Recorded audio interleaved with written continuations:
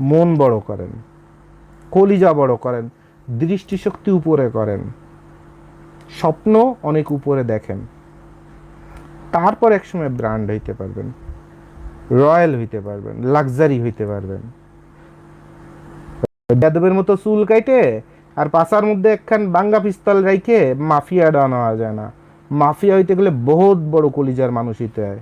কারণ একটা মাফিয়ারে যখন রাষ্ট্রের আর্মি পর্যন্ত ধরতে আসে, তখন ওই মাফিয়ার চারপাশে লক্ষ লক্ষ গরিব মানুষ ওই মাফিয়ারে ঠেক দিয়ে ধরে, আমাদের নেতা, ইনাকে ধরা যাবে না। ওইটাকে বলে মাফিয়া।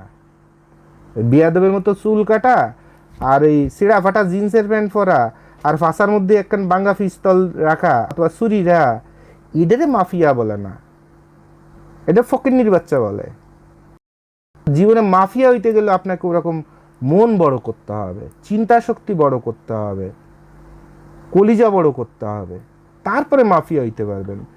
ওই শেখ হাসিনার সাথে ছবি তুলেছি, একটু কম কম কথা বলে বাপ মারে থাকবেন, 100টা প্রশ্ন করলে একটা উত্তর দেবেন, আর পাঁচার মাংস উঁচু থাকবে, আর কটা ধান্দাবাজি টাকা কামাই করবেন, আর নিজেরা চিন্তা করে মাফিয়া, আপনার মতো মাফিয়া থাকে না। বাংলা কথা কথা বুঝতে পারছেন? আপনার আপনার পরিচয় হচ্ছে বাংলা শেষটা খয়রাতি চোর। মাফিয়া বড় বিশাল জিনিস। আপনার নাম হচ্ছে চাটুকার মাদারচোদ।